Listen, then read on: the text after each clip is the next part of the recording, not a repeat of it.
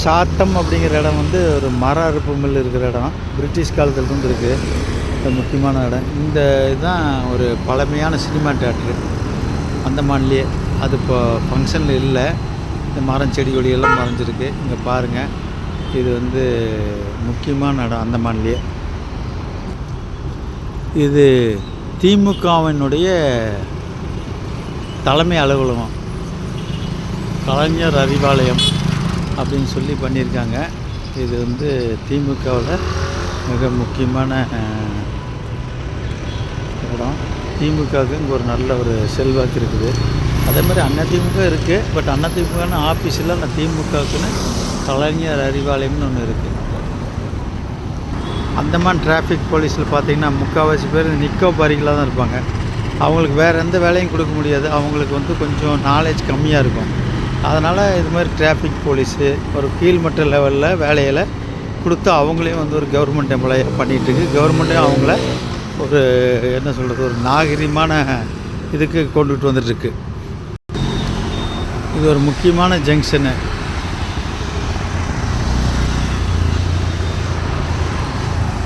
எஸ்பியினுடைய head quarters இங்கே இருக்குது.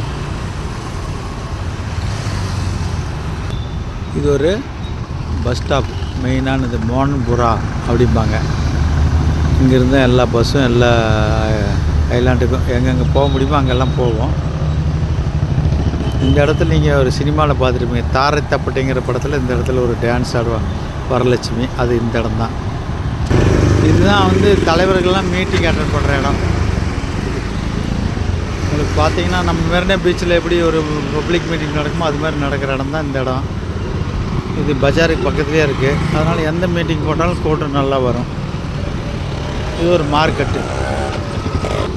இது அந்தமானோட main marketing place. Ratna market, அரபுதனிஜ் பஜார் அப்படிம்பாங்க. இதுதான் வந்து ரெகுலராக இருக்கிற மார்க்கெட். போட் பிளேயில் இந்த மிலன் அப்படிங்கிற ஒரு ஸ்வீட்டு அண்டு ஃபேமிலி ரெஸ்டாரண்ட் ரொம்ப ஃபேமஸ்ஸு. வந்தால் மிஸ் பண்ணாதீங்க. அதுவும் இந்த லூலூ எலக்ட்ரானிக்ஸுங்கிறது ரொம்ப ஃபேமஸ்ஸு. எல்லா எலக்ட்ரானிக்ஸும் கிடைக்குங்க. இது தமிழர்களுடைய பிரசித்தி பெற்ற ஒரு கோயில். இந்த கோயிலில் காலை நேரம் பார்த்திங்கன்னா மக்கள் வந்து ரொம்ப அலமோதுவாங்க. இது ஒரு விநாயகர் கோயில்.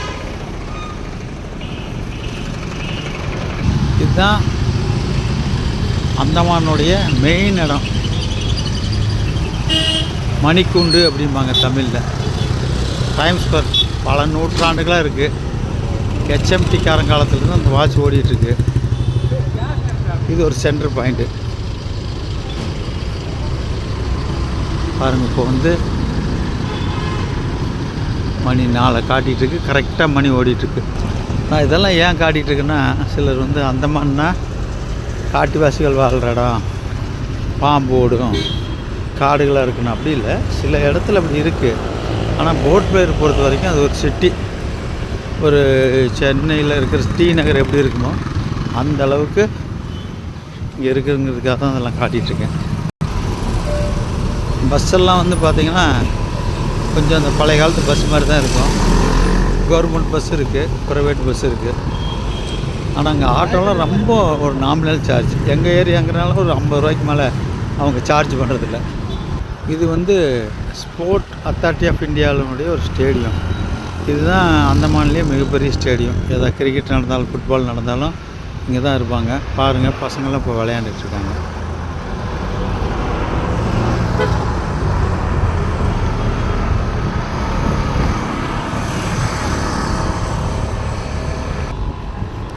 இங்கே கெஸ்ட் ஹவுஸுகள் நல்லா இருக்குது.